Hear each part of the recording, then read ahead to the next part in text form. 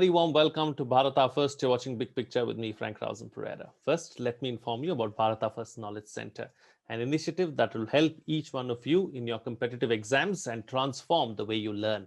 We have started international relations and Indian art and culture classes, and they've had a phenomenal response. You too can be a part of this incredible journey. Go to our website, kc.bharatafirst.com for more details and register now. The introductory offer ends soon, so make full use of it. Since you're here, I would like to thank you for your continued support. For those of you who haven't already subscribed, please like the video, subscribe, hit the bell icon, and then all notifications. Do subscribe to our newsletter to get some incisive content. The Bharata First team runs a daily Big Picture quiz. Please participate by going through the description in our Big Picture videos. If you like the content, please come forward and contribute to keep the content alive. The links are in the description of this video. All this information, along with some must-see recommendations, are in the description of the video. Please go through it. Now, the government recently announced the formation of a separate Union Ministry of Cooperation, a subject that till date was looked after by the Ministry of Agriculture. In the cabinet reshuffle of July 7th, Home Minister Amit Shah was given charge of the new ministry. A media release from the Press Information Bureau said that the Ministry of Cooperation will provide a separate administrative, legal and policy framework for strengthening the cooperative movement in the country. In her budget speech, Finance Minister Nirmala Sitharaman too had mentioned the need to strengthen cooperatives. In this edition of Big Picture, we will analyze the newly formed Ministry of Cooperation.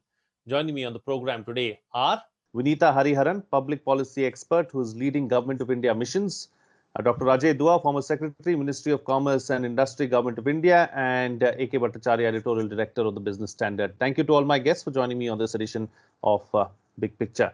Mr. Bhattacharya, let me start the program with you first. Your thoughts on the newly formed Ministry of Cooperation? Just to give you the background,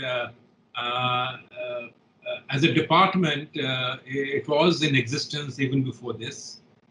This was part of the Agriculture, Cooperation and Family Welfare Ministry. But it's very clear that within that framework, agriculture was always taking the lion's share of the attention. Probably cooperation was not even mentioned even by the minister himself.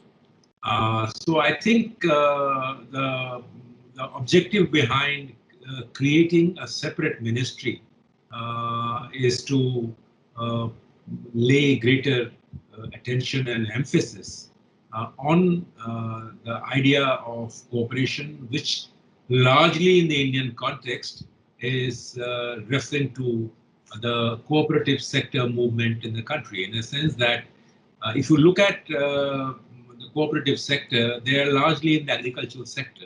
You have the dairy cooperatives, you have got the sugar cooperatives, you also have the financial services cooperatives. And then you have got in the urban sector, you have got urban cooperatives and all that. But the problem with the cooperatives is that of how do you govern those cooperatives? It is in the concurrent list of the Constitution. So therefore, it can be controlled and rules can be laid on the sector by the center. It is also in the state sector because it is the concurrent list. But when the question of whose rules will take precedence, it is the center's rule that will take precedence if there is a conflict. Now, what we have seen in the past is that cooperatives are not just in the states. There are many cooperatives who are multi-state cooperatives. So what the government has been in the past doing is creating a central legislative framework for multi-state cooperatives, and there the regulatory or the supervisory functions were performed by the center. In other areas, if it is just a single state cooperative, it was largely the function of the state government. The cooperative registrar at the state level will take care of its functioning. It is very clear now that you have none else than the Home Minister of the government who has cooperation ministry as his additional charge, that the government wants to do a lot more with the cooperative movement. I will stop just before that. I will just make one point that cooperative sector is politically very powerful sector. There are states in this country where the politicians actually draw their sustenance, their power base, people base from the kind of cooperatives that they lead. I mean, Maharashtra is a classic example of where the bulk of their leaders who are in the legislative assembly, who actually have sprung from the cooperative movement, starting from Mr. Sharad Pawar. Absolutely. Even Mr. Amit Shah, who is the Home Minister, is in charge of, used to run a financial bank, urban cooperative bank in Gujarat. So cooperative is part of the political landscape, so to say. And it will be interesting to see how this creation of a new ministry and being attached to a minister who, by all yardsticks, is probably the most powerful cabinet minister in the government. That time will tell what kind of push it gets, whether the Reserve Bank of India's regulatory supervision of cooperative banks get informed by the central government's Ministry of Corporations guidelines, or in whatever manner, because now the center will clearly be playing a bigger role. I think I'll stop there. Right. Absolutely. We'll talk about the political implications in just a bit. I'll come back to you for another round, Mr. Bhattacharya, and we'll take that up then. But you stole the words right out of my mouth, Mr. Dua. Your cadre, that is, you belong to the Maharashtra cadre, and we've seen what kind of politicians cooperatives societies have indeed created and given us. There are quite a few, like some of them have been already listed by Mr. Bhattacharya. So, there's a lot of politics attached to this as well. But talking about cooperatives as a whole, we've had some great success stories too. Amul is a point in case. So how do you see this going forward? Is it really going to help cooperatives? Frank, I'm keeping my fingers crossed on how would this ministry evolve. The fact of the matter is certainly the center has had a role in it, and we've had, not today, for the last 60 years probably, a chief registrar of cooperatives in the government of India who sits in the Ministry of Agriculture and Cooperation, because agriculture was where most of the cooperatives have flourished in the country. Though, as was mentioned, they have also been in the area of financing both urban cooperative banks as well as rural cooperative banks. Rural cooperative banks in a three-tier structure, or at least two-tier structure, with the state cooperative banks and the apex state cooperative banks and the district level, and then the rural, I would call the village level or the block level.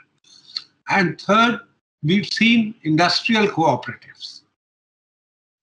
Way back in, I think, early 81, one of the additional charges which I held in the Ministry of Industry and then Ministry of Industrial Development was to be called the Commissioner for Industrial Cooperatives, Government of India. This was like a deputy secretary job, plus I was also doing this job. The question is, merely by creating a separate ministry, what do we achieve? Certainly, much greater focus. Earlier, if it was, as I'm saying, more like get swamped by the larger Ministry of Agriculture, and this was more of a role of regulatory function which the Chief Registrar of the Government of India would be performing. And people had, the states had, or the state cooperative bodies, and I have some experience of the sugar factories in Maharashtra, because having worked in that state and in a couple of so-called sugar belt districts of the state. The financing of the sugar factories, one third had to be raised by the members, or one third would come from an agency called the NCDC, the NCCF, National Central Cooperative Federation, and the equipment order, etc., if it were placed through the NCDC, National Cooperative Development Corporation, then this financing used to be easier, etc. NCDC and NCCF both required registration with the chief registrar apart from the states. That was probably a contrived arrangement to make sure that there is because sugar has been always whether controlled, decontrolled, rationing, which was used to be included in the rationing arrangement under the public distribution, etc., systems of the country. Having said that, I would say two things: that a creation of a ministry is going to make out a much greater a much greater regulatory environment. The legal background, the legal setup which might be required for cooperatives to grow. It would also probably bring about some changes in the administrative arrangement. And third is how probably it will be able to attract much more money to flow into the cooperatives if there is a regulatory regime, and international money, institutional money, both Indian and outside, could probably come into that. But large role will continue to remain, or the primary role will continue to be of the states, because the subjects in which or the fields in which we have cooperatives are necessarily, for instance, agriculture. Agriculture research might be a central role, but agriculture per se is a state subject. Similarly, dairying is a state subject. 36 million farmers own technically the Gujarat Cooperative Federation, which runs the Amul brand. The small industry is a state subject much more than a central. Again, right. It's a facilitative role of the central government in these. It is the heavy industry which really is a central subject. Industrial development per se and small industry is a state subject. But as long as I think all this issue of center, state, etc., is a artificial, created one, the legal changes, etc., can be made if it sees the sector thriving more under an arrangement where the center plays a more proactive role than it has been. And the states, I don't think, will be complaining too much, because if they are able to get greater flow of funds coming into them, not merely control, but also saying that this ensures their expansion into multi-state cooperatives, as well as they are able to attract much more funding than they were in the past. So to that extent, it can go either way.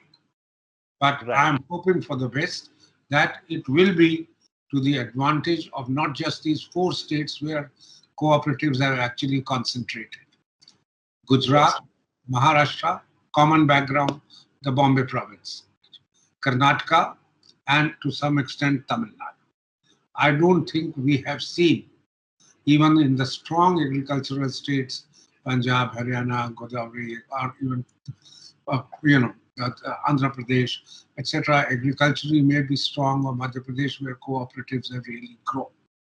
So if it becomes a countrywide movement, in the process, all the good, because there are clear advantages of things being collectively done, cooperatively done, and the management, etc., remaining with the people.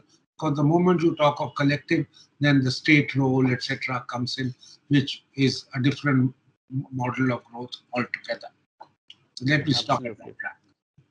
Absolutely. Vinita Hariharan, let me bring you in now. So let's talk about the shape that this ministry is likely to take. Also, like has already been pointed out by one of the panelists, the fact that one of the most powerful ministers in the cabinet has been given additional charge of the Ministry of Cooperation says a lot about how much weight that the government is throwing behind this ministry.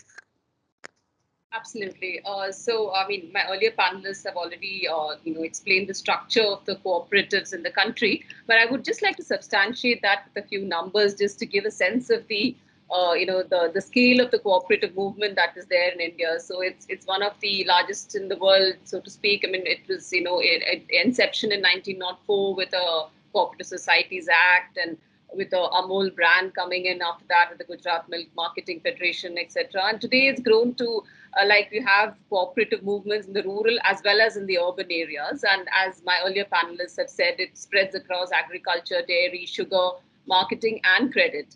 So just to give a few, just to give some numbers to the whole scale, at the primary level, the primary agriculture credit societies, the PACs are about 95,000 in number. And they report on to the DCCPs, which are about 363, and you have 33 state cooperatives. And the huge paid up capital and giving away loans to almost 3 lakh crore in 1920 as per the NABARD's report. So therefore, it's a strong movement, and it's contributing to a large percentage of the share in rural networks and agriculture credit. Almost more than 47% of agriculture credit is contributed by the cooperatives. But at the moment, it's spread across, and it's a state-driven initiative right now. And it's at the national level, it's embedded within the, like Ashok Bhattacharya just said, that it's embedded within the Agriculture Cooperation and Farmers Welfare Ministry.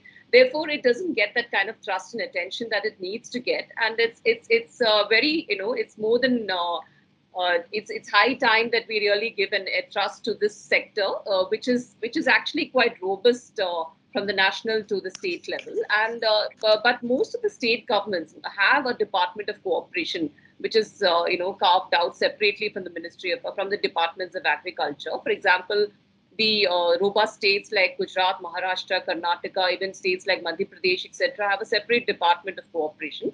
So therefore, there's a need to streamline all these bodies at the grassroots level, at the rural and in the urban, from the agriculture credit societies at the primary level to the district to the state, and at the national level, there are several apex bodies also like NEFED and NCUI, etc. So there's a need to streamline all of them together, and which would be one of the roles that the National Ministry of Cooperation would do to streamline all of them.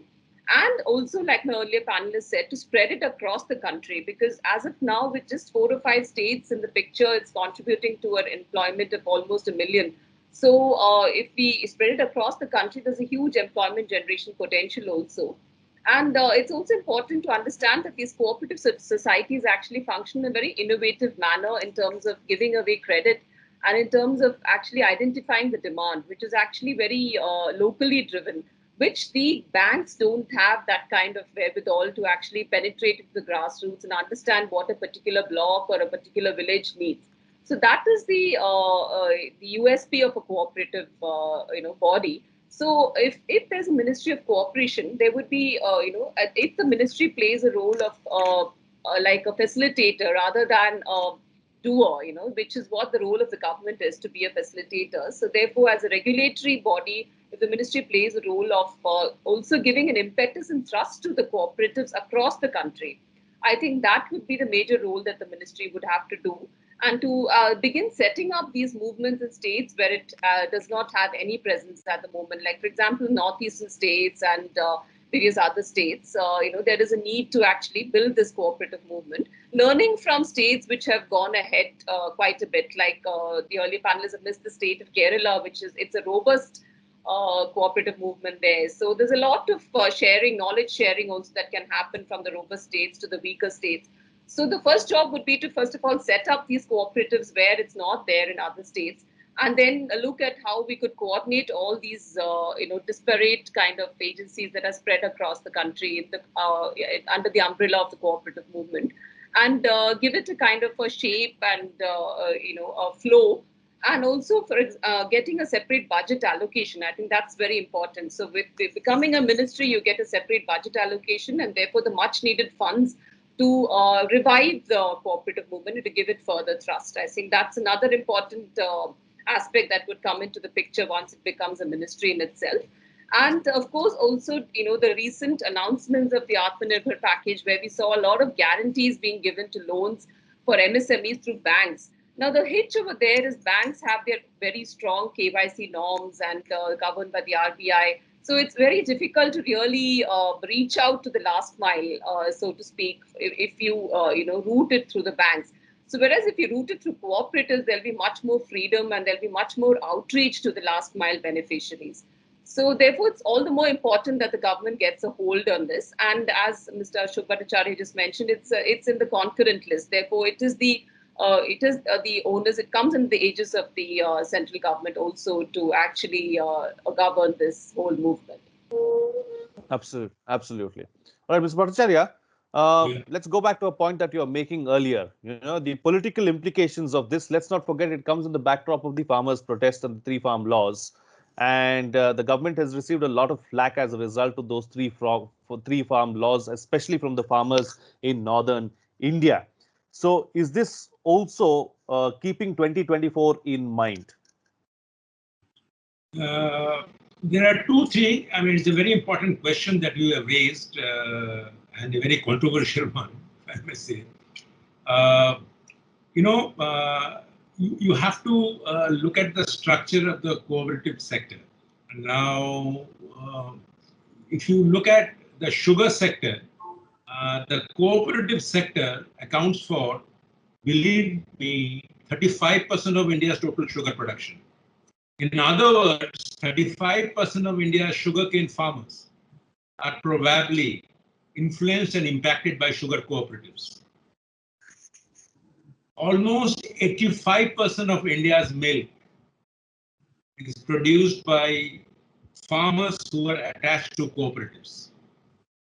Now, banking sector, there are no clear data. It's a small share. I understand it is not more than 10 or 15%.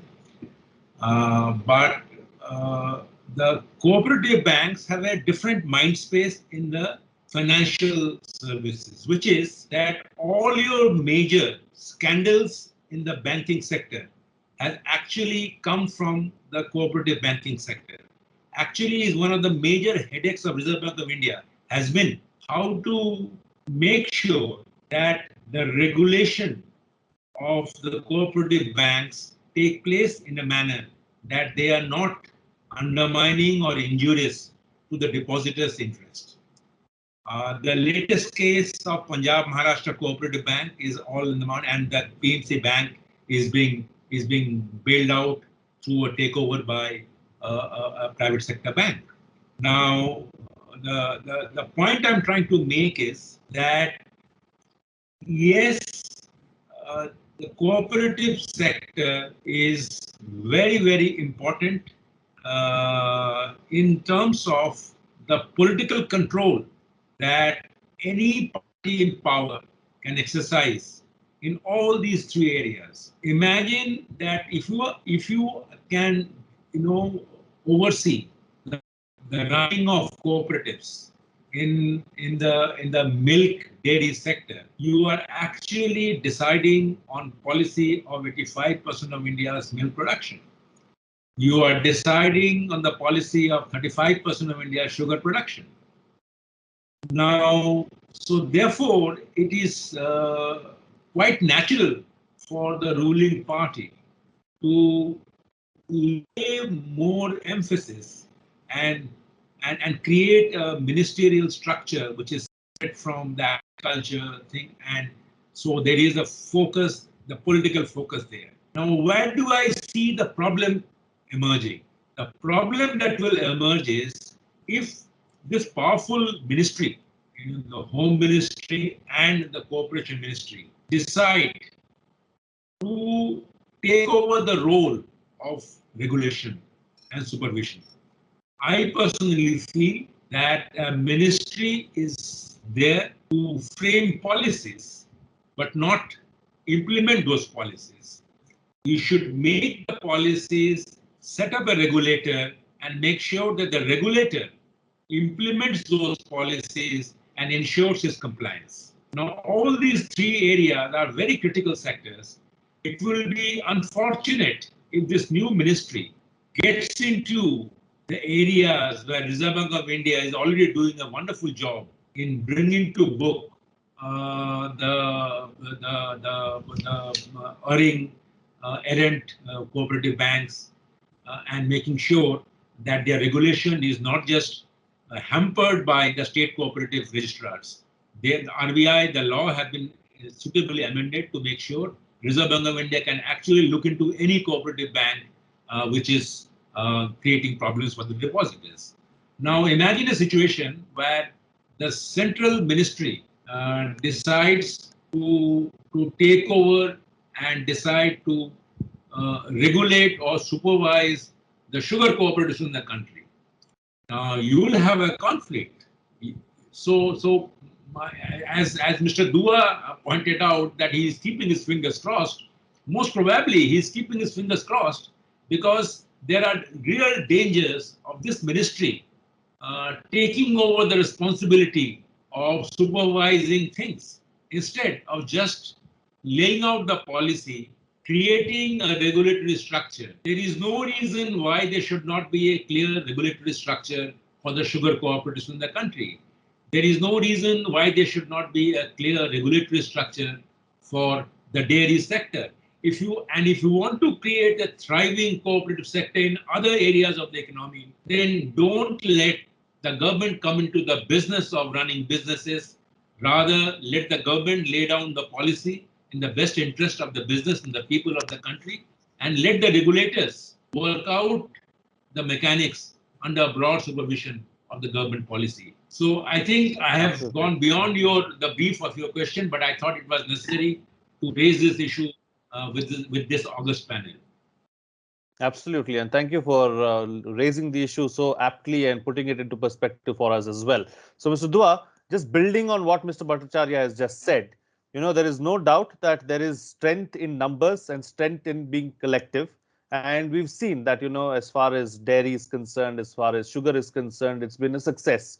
But what about the cooperative banks? What about the financial sector? Like raised by Mr. Bhattacharya, the issue of the Punjab and Maharashtra Cooperative Bank is before us, and it left many people wondering what's going to happen to their finances. Is that a cause for concern?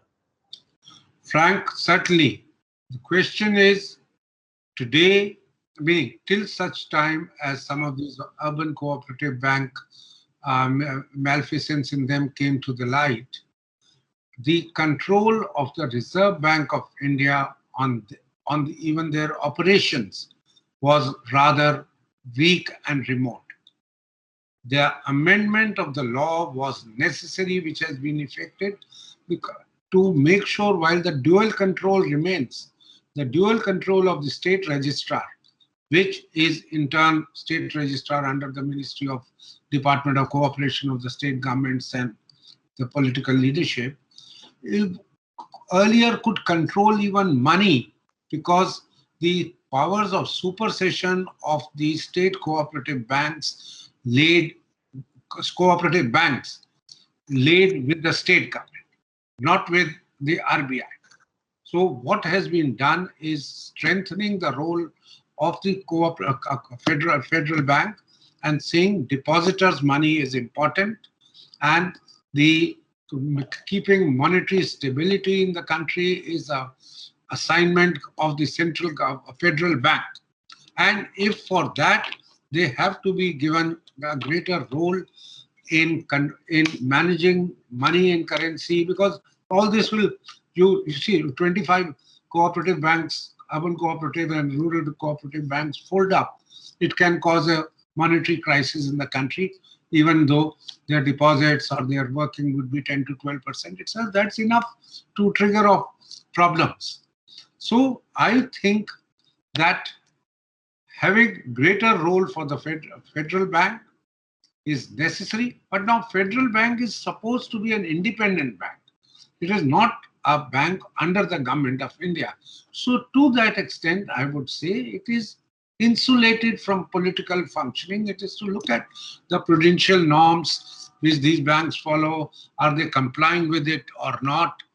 And then the bank can, if they are not following, take penal action upon them. It may not be supersession of the bank, which probably the state government has a role in it.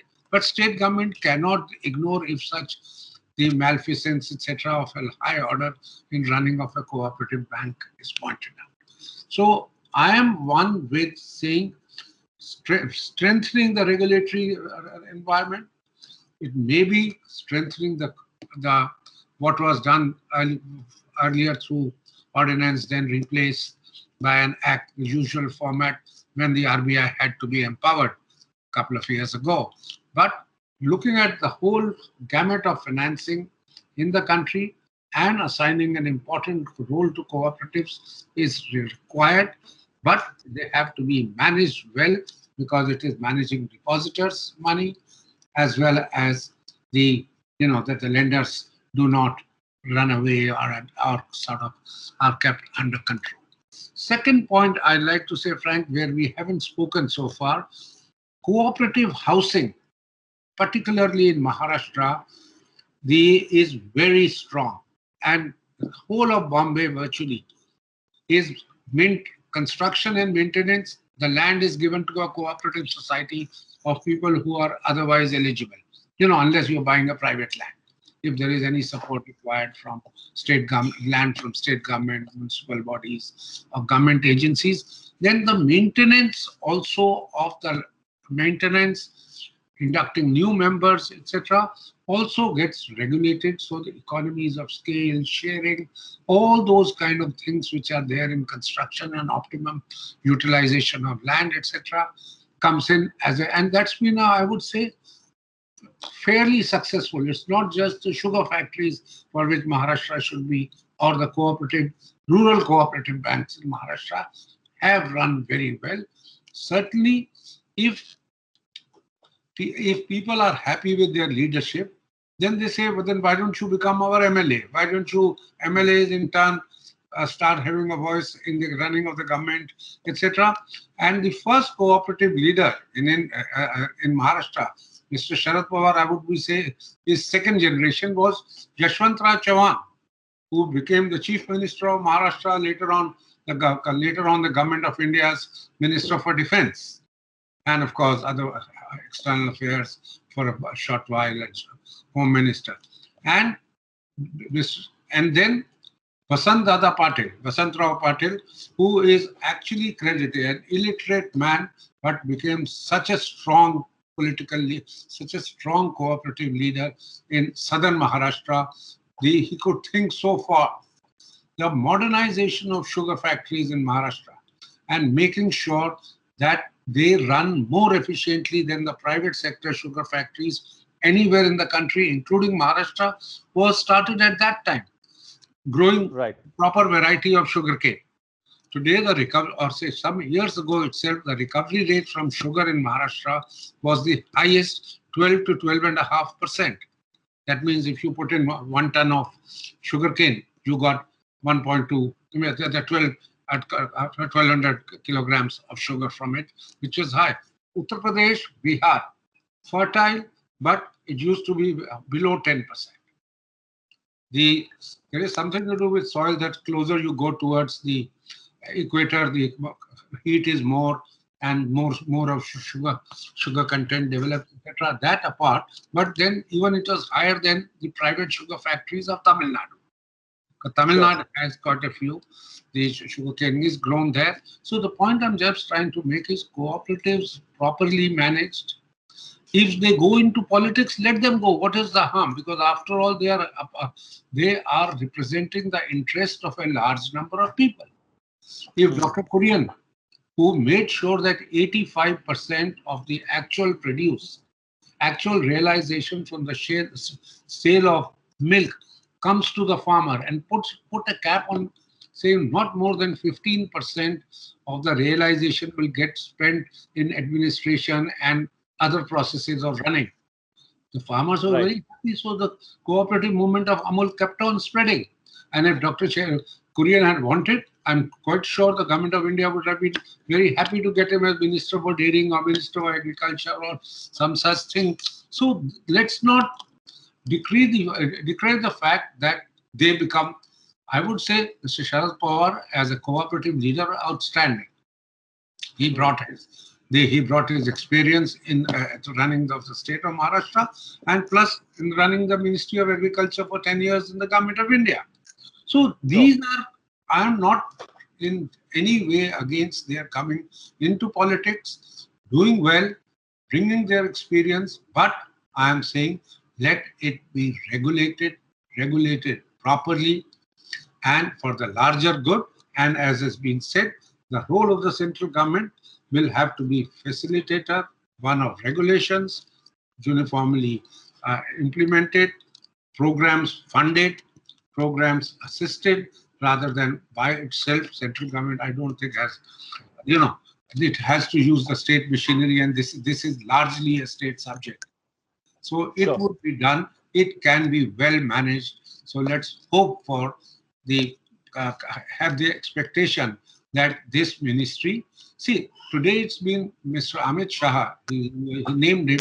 He's running it not because he's the home minister. He's running it because he has the experience of having seen this in Gujarat.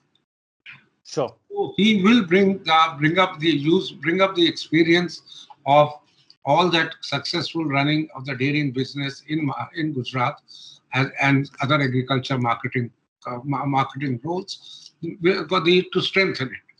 And as this movement spreads, which it should, see, after all, the whole of Scandinavia, be it Denmark, Sweden, these were citadels of cooperative movement, and we have seen agriculture and dairying and rural prosperity all emanating from this moment.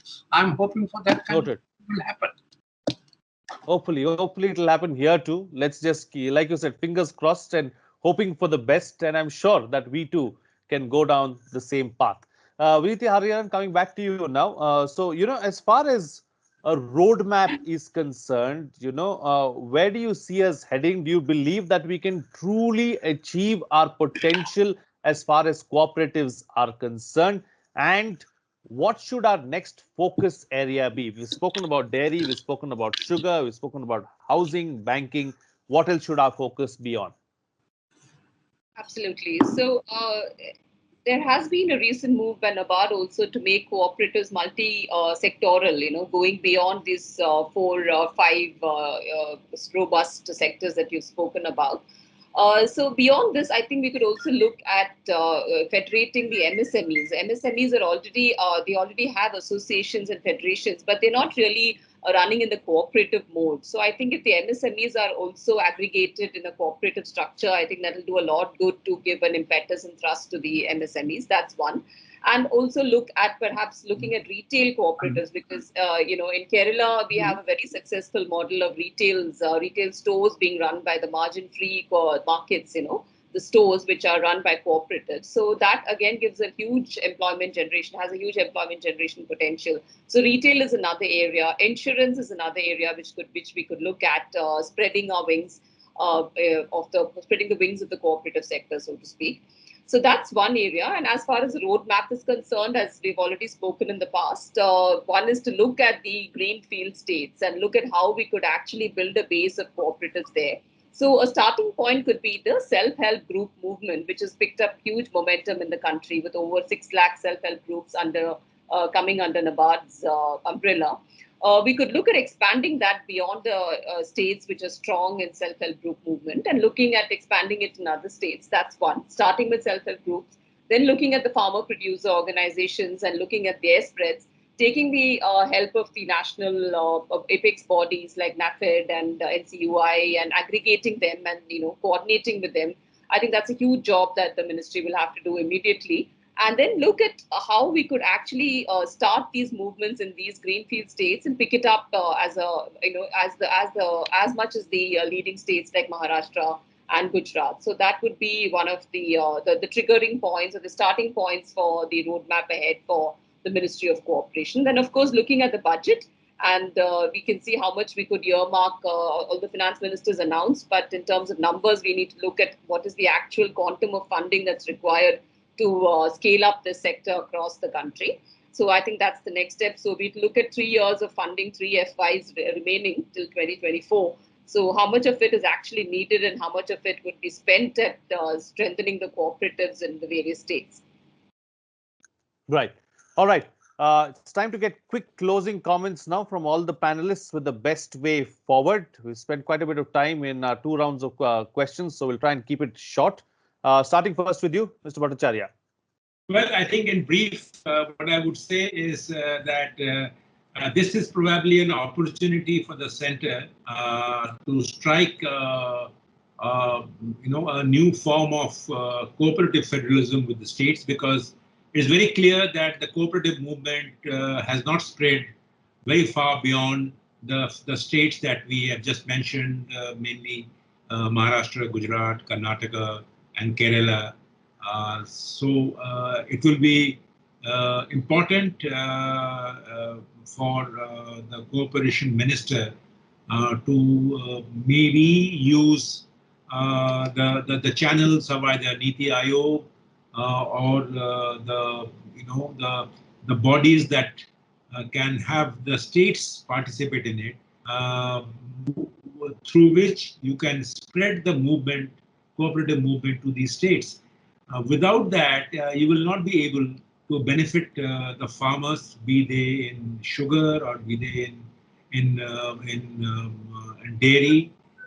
Actually, as a matter of fact, there can be, a cooperative movement in farming itself can make a lot of difference to the lot of the financial fortunes of the farmers. So therefore, it will be good if the new cooperation ministry can actually bring about a change in the approach to the cooperative sector in states that are right now have not seen anything of this nature, because ultimately the people, the farmers, the poor man, the man on the field will benefit, as Mr. Dua was saying, that as the dairy farmer benefited from Amul.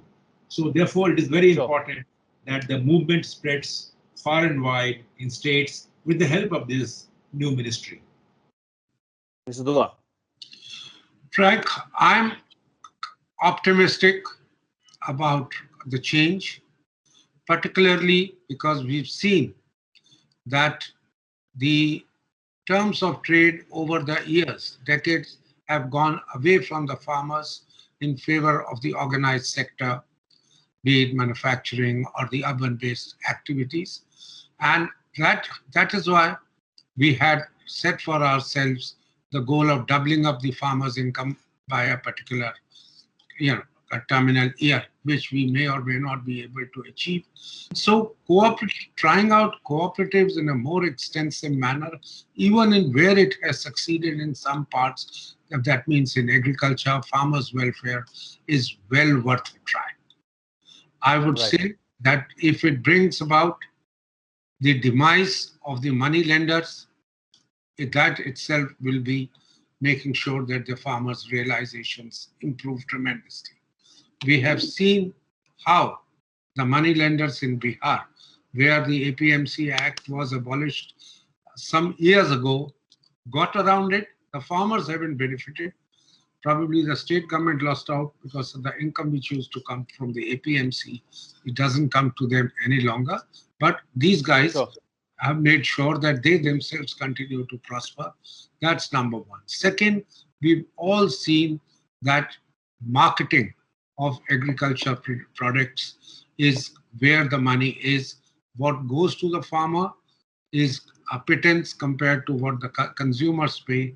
And if there can be in the area of agriculture marketing, and that has succeeded for certain crops, we have, all right, once the politicians get in or once the traders get in, things can go bad, but as long as well regulated, you would be also doing away with so-called artis, that is the middlemen in the agriculture business. Absolutely. So Second, number two, I would like to see this succeeding in industrial cooperatives, where I'm quite sure that if the cooperatives are run by the members themselves, they will make sure the deployment of appropriate technology, not capital intensive technology in processing cotton for spinning or spinning to making yarn, etc.